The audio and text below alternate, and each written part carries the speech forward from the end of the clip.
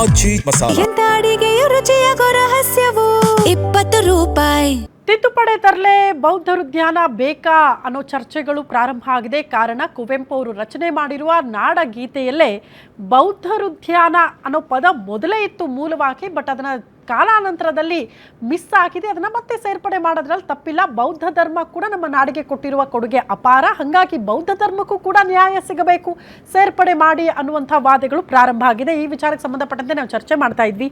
ನಮ್ಮ ಜೊತೆಗೆ ಮತ್ತೊಬ್ಬ ಅತಿಥಿ ಕೂಡ ಜಾಯ್ನ್ ಆಗಿದ್ದಾರೆ. ಅವ್ರನ್ನ ವೆಲ್ಕಮ್ ಮಾಡ್ಕೊಳ್ಳೋಣ. ವೈಕೆ ಮುದ್ದು ಕೃಷ್ಣ ಸರ್, ಕರ್ನಾಟಕ ಸುಗಮ ಸಂಗೀತ ಪರಿಷತ್ನ ಅಧ್ಯಕ್ಷರು. ಸರ್ ನಮಸ್ತೆ, ಕಾರ್ಯಕ್ರಮಕ್ಕೆ ಆತ್ಮೀಯ ಸ್ವಾಗತ. ಮುದ್ದು ಕೃಷ್ಣ ಸರ್, ಫಸ್ಟ್ ಒಪಿನಿಯನ್ ನಿಮ್ಮದು. ನಾಡಗೀತೆಯಲ್ಲಿ ಬೌದ್ಧರು ಧ್ಯಾನ ಸೇರ್ಪಡೆ ಬಗ್ಗೆ ಸಮ್ಮತ ಇದೆಯಾ, ಹೇಗೆ? ಕುವೆಂಪು ಅವ್ರು ಸೇರಿಸಿದ್ರು, ಅದು ಸೇರಿಸಿಲ್ಲ ಅಂತ ಹೇಳೋಕ್ಕಾಗಲ್ಲ ಅದನ್ನು. ಅದೇ, ಯಾಕೆಂದರೆ ಬುದ್ಧ ಗುಲ್ಬರ್ಗ ಜಿಲ್ಲೆಯ ಸನ್ನತಿಯಲ್ಲಿ ಅವರು ಪಾದಾರ್ಪಣೆ ಮಾಡಿ ಅಲ್ಲಿ ಸ್ವಲ್ಪ ದಿವಸ ಇದ್ದರು ಅವರು. ಕುವೆಂಪು ಬುದ್ಧ, ಬಸವ, ಗಾಂಧೀಜಿ ಇವರೆಲ್ಲರ ಬಗ್ಗೆನೂ ಅತ್ಯಂತ ಅದಮ್ಯವಾದ ಪ್ರೀತಿಯನ್ನು ಇಟ್ಕೊಂಡಿದ್ದಂಥ ವ್ಯಕ್ತಿಯವರು. ಕುವೆಂಪು ಯಾವ ವ್ಯಕ್ತಿಯನ್ನು ಕೂಡ ದ್ವೇಷ ಮಾಡಿದವರಲ್ಲ ಅವರು. ಅವರಿಗೆ ಯಾವ ದ್ವೇಷಿಗಳೂ ಇರಲಿಲ್ಲ, ಅವರಿಗೆ ಶತ್ರುಗಳೇ ಇಲ್ಲ ಕುವೆಂಪುಗೆ ಅಂಥ ವ್ಯಕ್ತಿ. ಅವ್ರ ಬಾಯಲ್ಲಿ ಬಂದ ಮೇಲೆ ಬುದ್ಧನ ಸೇರಿಸಿದ ಮೇಲೆ ನಾವು ಒಪ್ಕೋಬೇಕಾಗತ್ತೆ, ಅದು ತಪ್ಪಿಲ್ಲ. ಅದು ಯಾವ ಕಾರಣಕ್ಕೆ ಈಗ ಜಿ ನಾರಾಯಣವರು ಕುವೆಂಪು ಅವ್ರನ್ನ ಭೇಟಿ ಮಾಡಿ ಅಲ್ಲಿ ಕೆಲವು ಪದಗಳನ್ನ ಮಾಧವರ ಹೆಸರನ್ನು ಸೇರಿಸಬಾರ್ದು ಅಂತ ಕುವೆಂಪು ಅವರ ನಿಲುವಿತ್ತು. ಜಿ ನಾರಾಯಣವರು ಹೋಗಿ ಕುವೆಂಪು ಅವ್ರಿಗೆ ಭೇಟಿ ಮಾಡಿ ಇಲ್ಲ, ಮಾಧವ್ರನ್ನ ಸೇರಿಸಬೇಕು, ಯಾಕೆಂದರೆ ಮಧ್ವಾಚಾರ್ಯರು ನಮ್ಮ ನಾಡಿನಲ್ಲೇ ಮಧ್ವ ಸಂಸ್ಕೃತಿಯನ್ನು ಪ್ರಚಾರ ಮಾಡಿದಂಥ ವ್ಯಕ್ತಿ, ಹಾಗಾಗಿ ಅವರ ಹೆಸರು ಸೇರಿಸಬೇಕು. ಕುವೆಂಪು ನಂದೇನು ಅಭ್ಯಂತರ ಇಲ್ಲ, ನನ್ನದೇ ಆದಂಥ ನಿಲುವುಗಳಲ್ಲಿ, ತಾತ್ವಿಕವಾದ ನಿಲುವುಗಳಿಗೆ ಅನುಗುಣವಾಗಿ ನಾನು ಆ ಹೆಸರನ್ನು ಅಲ್ಲ ಮುದುಕೃಷ್ಣ ಸರ್, ಈಗ ವಾದ ಏನ್ ಕೇಳೋದಕ್ಕೆ ಸಿಗ್ತಾ ಇದೆ ಅಂದ್ರೆ ಆಲ್ರೆಡಿ ಸರ್ವ ಜನಾಂಗದ ಶಾಂತಿಯ ತೋಟ ಅನ್ನೋ ಪದ ಬಳಕೆ ಆಗಿದೆ. ಅದರಲ್ಲಿ ಬುದ್ಧನೂ ಇದ್ದಾರೆ. ಸರ್ವ ಜನಾಂಗ ಅಂದ್ರೆ ಶಾಂತಿಯ ತೋಟ ಅಂದ್ರೆ ಬಂದ್ಬಿಟ್ರು ಎಲ್ಲ ಧರ್ಮದವರು. ಎಲ್ಲ ಧರ್ಮದವರು ಜೊತೆಯಾಗಿ ಸಹಬಾಳ್ವೆ ಮಾಡ್ತಾ ಇದೀವಿ ಅಂತಾನೆ ಅರ್ಥ ಅಲ್ವಾ? ನೀವು ಸಪ್ರೇಟ್ ಆಗಿ ಈ ಧರ್ಮ ಅಂತ ನೀವು ಅದ್ರಲ್ಲಿ ನಮೂದು ಮಾಡಬೇಕು, ಆ ಪದ ಬರಬೇಕು ಅಂತ ಅಂದ್ರೆ ಇದು ಜಸ್ಟ್ ರಾಜಕೀಯ ಲಾಭಕ್ಕೆ ನಮ್ಮ ರಾಜಕೀಯ ನಾಯಕರು ಮುಂದೆ ಹೋಗ್ಬೋದಲ್ವಾ? ಒಂದು ಧರ್ಮದ ಓಲೈಕೆ ಆಗಬಹುದು ಅಂತ ಅನ್ಸಲ್ವಾ?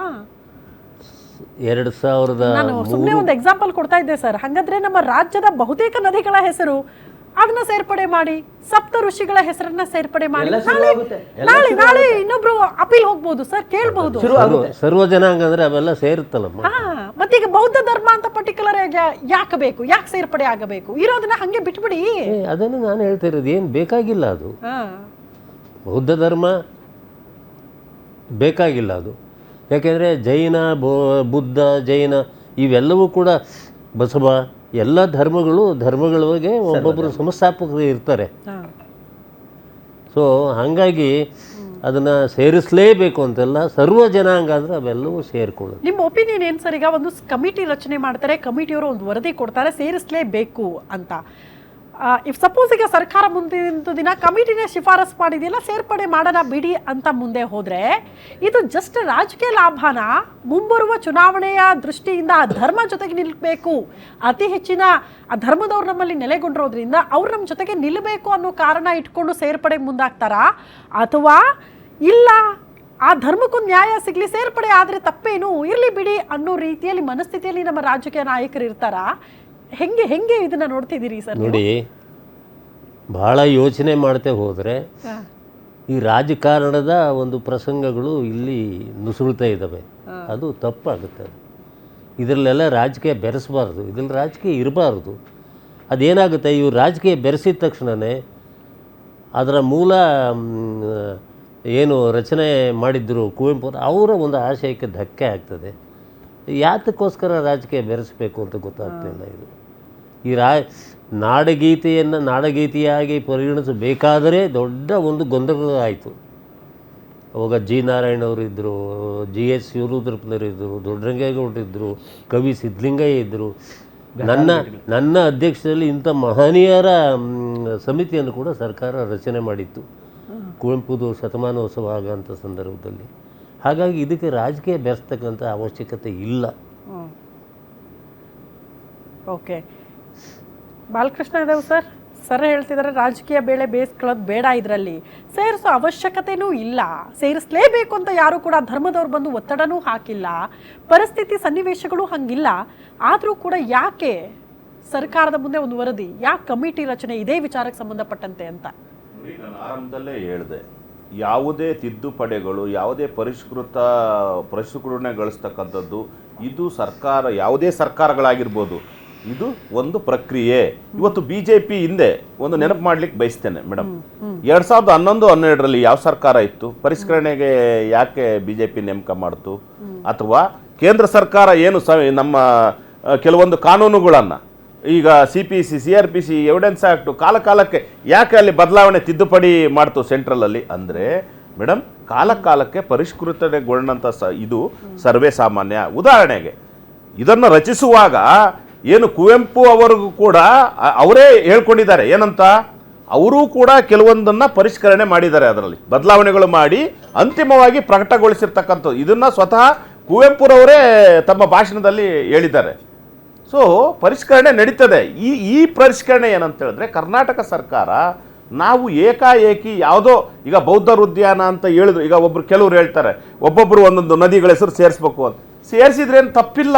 ಆದರೆ ಇಲ್ಲಿ ನಾವು ಹೇಳ್ತಕ್ಕಂಥದ್ದು ಏನು ಅಂತ ಹೇಳಿದ್ರೆ, ಕಾಂಗ್ರೆಸ್ ಸರ್ಕಾರ ಹೇಳ್ತಕ್ಕಂಥದ್ದು ಏನು ಅಂತ ಹೇಳಿದ್ರೆ, ಇವತ್ತು ಆ ಸಮಿತಿ ಏನಿದೆ ಅವರು ರಿಪೋರ್ಟ್ ಕೊಟ್ಟಿರ್ತಕ್ಕಂಥದ್ದು ಕೂಡ ಯಾವುದೋ ಒಂದು ಊಹೆ ಮೇಲೆ ಕೊಟ್ಟಿರ್ತಕ್ಕಂಥದ್ದಲ್ಲ. ಅವರು ಏನು ಹರ್ಷಕುಮಾರ್ ಕುಗ್ವೆ ಅವರ ರಿಸರ್ಚ್ ಇದೆ, ಒಂದು ಲೇಖನ ಇದೆ, ಆ ಲೇಖನವನ್ನು ದಾಖಲೀಕರಣಗೊಂಡಿದೆ ಅದೇ ಲೇಖನ. ಅದ್ರ ಜೊತೆಯಲ್ಲಿ ನೆನಪಿನ ದೋಣಿ ಅಂತಕ್ಕಂಥದ್ದು ಮೈಸೂರು ಪ್ರಕಾಶನದಿಂದ ಅದು ಕೂಡ ಪ್ರಕಟಗೊಂಡಿದೆ. ಅದರಲ್ಲೂ ಕೂಡ ಈ ಅಂಶಗಳಿವೆ. ನೆನಪಿನ ದೋಣಿ ಮೈಸೂರು ಪ್ರಕಾಶನ ಸಂಸ್ಥೆಯವ್ರದ್ದು, ಅದರಲ್ಲೂ ಕೂಡ 5ನೇ ಆವೃತ್ತಿನಲ್ಲಿ 2005ರಲ್ಲಿ ಪ್ರಕಟ ಆದಾಗ ಬೌದ್ಧರ ಉದ್ಯಾನ ಅಂತಕ್ಕಂತಹ ಪದ ಇತ್ತು ಅಂತೇಳಿ ಅದರಲ್ಲೂ ಕೂಡ ಇದೆ. ಅದಕ್ಕೆ ಬೆಂಬಲವಾಗಿ ತಳಕಿನ ವೆಂಕಣ್ಣಯ್ಯವರು ಕೂಡ ಈ ನಾಡಿಗೆ ಬೌದ್ಧರ ಒಂದು ಕೊಡುಗೆ ಇದೆ ಅಂತಕ್ಕಂಥದ್ದು ಕೂಡ ಅದು ವೆಂಕಣ್ಣಯ್ಯ ಕವಿಗಳೇ ಹೇಳಿದ್ದಾರೆ. ಈ ಎಲ್ಲ ಒಂದು ರೆಕಾರ್ಡ್ ದಾಖಲೆಗಳನ್ನು ಪರಿಶೀಲನೆ ಮಾಡಿ ಅದನ್ನು ಕೋಡ್ ಮಾಡಿಬಿಟ್ಟು ನಮಗೆ ಸಲಿಕೆ ಮಾಡಿದಾಗ, ಸೊ ನಾವು ಬೌದ್ಧರ ಉದ್ಯಾನ ಅಂತ ಸೇರಿಸಿದ್ರೆ ತಪ್ಪೇನು? ಸೊ ಇದನ್ನ ನಾವು ಅದಕ್ಕೆ ಕಾಂಗ್ರೆಸ್ ಸರ್ಕಾರ ಹೇಳ್ತಕ್ಕಂಥದ್ದು. BJP ಅವರು ಏನು ಹೇಳ್ತಾರೆ, ಇವ್ರಿಗೆ ಏಕಾಏಕಿ ಹಿಂದೂ ಇದ್ರ ಮೇಲೆ ಬಂತ. ಸ್ವಾಮಿ, ಈ ದೇಶದಲ್ಲಿ ಇವತ್ತು ಎಷ್ಟೋ ದೇವಸ್ಥಾನಗಳು ಈ ಹಿಂದೆ ಯಾರು ನಿರ್ಮಾಣ ಮಾಡಿದ್ದು? ಕಾಂಗ್ರೆಸ್ ಪಕ್ಷನೇ ನಾವು ನಿರ್ಮಿಸಿರ್ತಕ್ಕಂಥದ್ದು. ಇವತ್ತು ನಾವು ನಿರ್ಮಿಸಿದಂತಹ ಕೆಲವು ಅಲ್ಲ, ಒಂದ್ ನಿಮಿಷ, ಅನೇಕ ಮುಜರಾಯಿ ಇಲಾಖೆನೇ ಇದೆ ಇವತ್ತು. ಸರ್ ಇವತ್ತು ಒಂದ್ ನಿಮಿಷ ಸರ್, ಅದೆಲ್ಲ ಡೈವರ್ಟ್ ಅಲ್ಲ ಸರ್. ಇದು ಅವರು ನೀವು ಬರ್ಲಿಕ್ಕೆ ಮುಂಚೆ ಸರ್ ರಾಜಕೀಯ ಅಲ್ಲಲ್ಲ ಮೇಡಮ್. ಅಂದ್ರೆ BJP ಅವರು ಏನ್ ಹೇಳ್ತಾರಲ್ಲ, ಹಿಂದೂ ಅಂದ್ರೆ ನಾವೇ ಅಂತ ಅಲ್ಲ ಸ್ವಾಮಿ. ನಮಗೂ ಕೂಡ ಕಾಣಿಕೆ ಇದೆ. ಇವತ್ತು ನಮ್ಮದೇ ಕರ್ನಾಟಕ ಸರ್ಕಾರದಲ್ಲಿ ಮುಜರಾಯಿ ಇಲಾಖೆ ಅಂತ ಇದೆ. ಮುಜರಾಯಿ ಸಚಿವಾಲಯನೇ ನಾವು ಮಾಡಿದೀವಿ. ಹಿಂದೆ ನಮ್ಮ ಸರ್ಕಾರಗಳು ಇದ್ದಂಥ ಸಂದರ್ಭದಲ್ಲಿ ಸಪರೇಟ್ ಸಚಿವಾಲಯ ಮುಜರಾಯಿ ಇಲಾಖೆ ಮಾಡಿದ್ದೇ ನಾವು, ಕಾಂಗ್ರೆಸ್ ಸರ್ಕಾರ. ಇವತ್ತು ಅನೇಕ ದೇವಸ್ಥಾನಗಳನ್ನು ಅದಕ್ಕೆ ನಾವು ಗ್ರಾಂಟ್ಗಳನ್ನು ಕೂಡ ಕೊಟ್ಟಿದ್ದೇವೆ. ಇದು ಏನೋ ಒಂದು ಹಿಂದೂ ಧರ್ಮ ಅಂದಾಕ್ಷಣೆ ನೀವು ನಾವೇ BJP ಅವ್ರದ್ದು ಅಂತ ಒಂದು ಭ್ರಮೆ ಬೇಡ. ಅಲ್ಲಲ್ಲ, ನೀವು ಹೇಳಿದ್ದಕ್ಕೆ ನಾನು ಹೇಳ್ತಾ ಇದ್ದೀನಿ. ಇವತ್ತು ಬೌದ್ಧರ ಉದ್ಯಾನ ಅಂತ ಯಾಕೆ ಸೇರಿಸ್ಬೇಕು ಅಂತ ಹೇಳಿದ್ರೆ, ಇವ್ರ ಕಾರಣಕ್ಕೆ ನಾವು ಬೌದ್ಧರ ಉದ್ಯಾನ ಅಂತ ಕರ್ನಾಟಕಕ್ಕೆ ಸೇರಿಸಬೇಕಾಗಿರೋದು ಅಲ್ಲ. ಕಾರಣ ಏನು ಅಂತ ಹೇಳಿದ್ರೆ, ಈ ದೇಶದಲ್ಲಿ ಏನಾಗ್ತಿತ್ತು ಅಂತ ತಮಗೆ ಗೊತ್ತಿದೆ. ಈ ದೇಶದಲ್ಲಿ ಧರ್ಮಗಳ ಮೇಲೆ ಇವರು ಮಾತೆತ್ತಿದ್ರೆ ಧರ್ಮ. ಇವತ್ತು ಯಾವುದೇ ಒಂದು ಸಣ್ಣ ಕೊರೋನಾ ಅಂತದ್ದು ಕಾಯಿಲೆ ಬಂದು ಇಡೀ ರಾಷ್ಟ್ರದಲ್ಲೇ ಜನ ಮಲಗಿದ್ರೆ, ಪ್ರಪಂಚದಲ್ಲಿ ಜನ ಚಿಕಿತ್ಸೆ ತಗೊಳ್ತಿದ್ರೆ, ಇವ್ರು ಏನ್ ಮಾಡಿದ್ರು? ಅಲ್ಲ ಸರ್, ನಾನು ಹೇಳ್ತೀನಿ ಧರ್ಮ, ಅದರಲ್ಲೂ ಕೂಡ ಧರ್ಮ ಲೇಪನ ಮಾಡಿದ್ರು. ಕೊರೋನಾ ಕಾಯಿಲೆಯಲ್ಲಿ ತಂದಿದ್ದೆ ಇವರಿಗೆ ಮುಸ್ಲಿಮ್ಸ್, ಅಲ್ಪಸಂಖ್ಯಾತರು ಅಂತ.